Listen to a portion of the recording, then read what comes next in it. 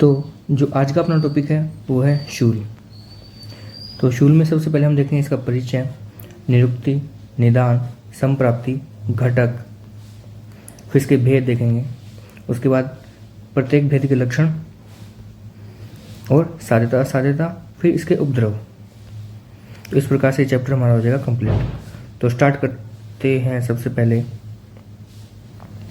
इसके परिचय से।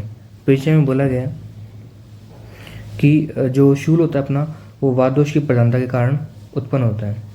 अगर इसकी निरुक्ति देखें तो ये दो टाइप के शूल होते हैं, परिणाम शूल और अंद्रव शूल।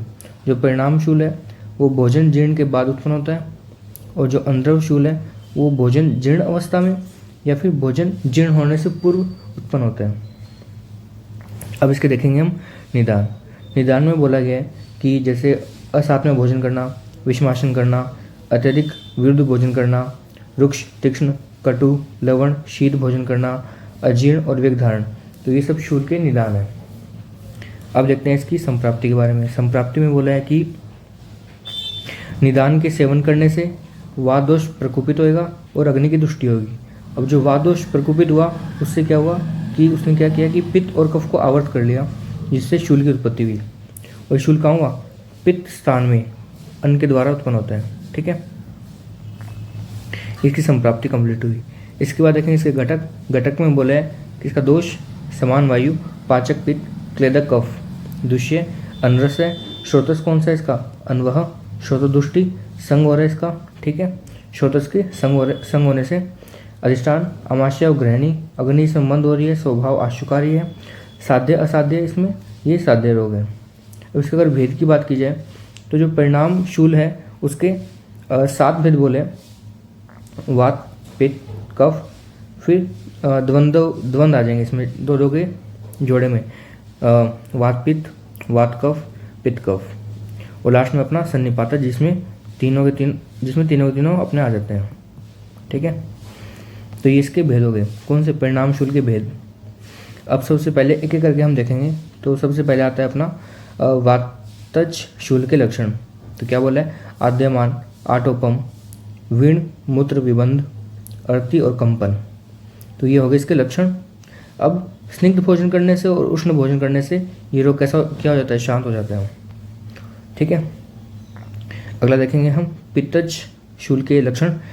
तृष्णा, दाह, अर्ति, स्वेद, कटु अम्ल लवणोत्तरम शूलम, यानी कटु अम्ल और लवण भोजन का सेवन करने से शूल बढ़ता है।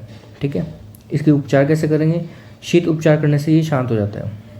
ठीक है, अगला है कफज शूल के लक्षण। इसमें सर्दी, उल्लास, सम्मोह, स्वअल्प, रुग दीर्घ संतति। ठीक है, अब इसमें क्या होगा कि कटु तिक्त सेवन करने से रोग शांत हो जाता है। ठीक है, अब अगला अपना है अनद्रव शूल। इसके लक्षण देखेंगे। इसमें क्या बोलते हैं कि जीर्ण अवस्था में या जीर्ण होने से पूर्व शूल होता है। इसकी खास बात क्या है कि चाहे पथ्य भोजन करो, अपथ्य भोजन करो। ठीक है, पथ्य अपथ्य प्रयोगेण, पथ्य या फिर अपथ्य भोजन के सेवन करने से भी, या फिर भोजन अभोजनेन, यानी भोजन करो या फिर ना करो, दोनों ही मतलब चारों स्थितियों में पथ्य भोजन करो या अपथ्य भोजन करो, या फिर भोजन करो या फिर भोजन मत करो, इन चारों स्थितियों में ही जो अंद्रव शूल है इसका नाश नहीं होगा। इसका नाश सिर्फ एक के द्वारा हो सकता है, वो है वमन। ठीक है, अगला अपना इसकी देखेंगे हम साध्यता असाध्यता। सबसे पहले जो इसमें सन्निपातिक है वो असाध्य है। मांस, बल, अग्नि, नाश वाला जो व्यक्ति है उसमें भी असाध्य हो जाएगा, और जो अंद्रव है वो साध्य है। अब इसके अगर उपद्रव की बात की जाए तो सबसे पहले वेदना, तृष्णा, मूर्छा, अनाह, गौरव, अरुचि, कास, श्वास, हिक्का।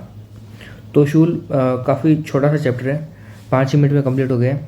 तो और इसमें खास बात एक बताता हूँ, अगर आपको इसके नोट्स चाहिए तो आप मेरे को इंस्टाग्राम पे फॉलो कर लेना, वहाँ पे आप मेरे को DM कर देना, ये नोट्स मैं आपको वहाँ पे शेयर कर दूँगा।